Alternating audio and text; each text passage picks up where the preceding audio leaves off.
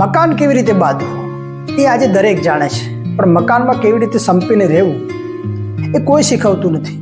આજે ઘરો મોટા બન્યા છે, રૂમ વધ્યા છે, સુવિધાઓ વધી છે, પણ દિલ આપણા નાના થઈ ગયા છે. સારું મકાન બાંધવા માટે સંપત્તિ જોઈએ, પણ એ મકાનમાં સુખથી રહેવા માટે, સંપીને રહેવા માટે સંસ્કાર જોઈએ. આજે માણસનું માપ માણસાઈથી નથી થતું, મૂડીથી થાય છે. ચારિત્રથી નથી થતું, સુંદરતાથી થાય છે. માણસને પારખવામાં મોટી ભૂલ કરીએ છીએ. રસોડાની તપેલીમાં પડેલું દૂધ બિલાડી ચાટી જાય તો ઘરમાં ઝઘડો નહીં થતો, પણ દેરાણીનો દીકરો વધારે દૂધ પી જાય તો જેઠાણી ઝઘડો કર્યા વગર રહી નહીં શકતી.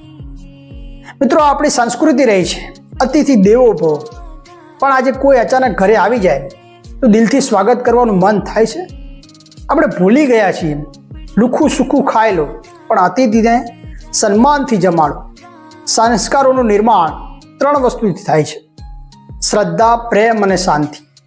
જો ઘરમાં શ્રદ્ધા હશે તો વડીલોનું સન્માન થશે, જો પ્રેમ હશે તો સંબંધો ટકી રહેશે, જો શાંતિ હશે તો ઘર સ્વર્ગ બની જશે.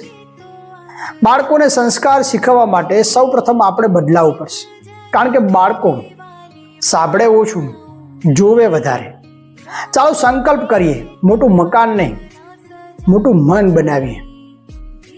આ વિડીયો આપણને યાદ અપાવે છે કે મકાન બાંધવું સરળ છે, પણ સંબંધો જાળવવા માટે સંસ્કાર જોઈએ.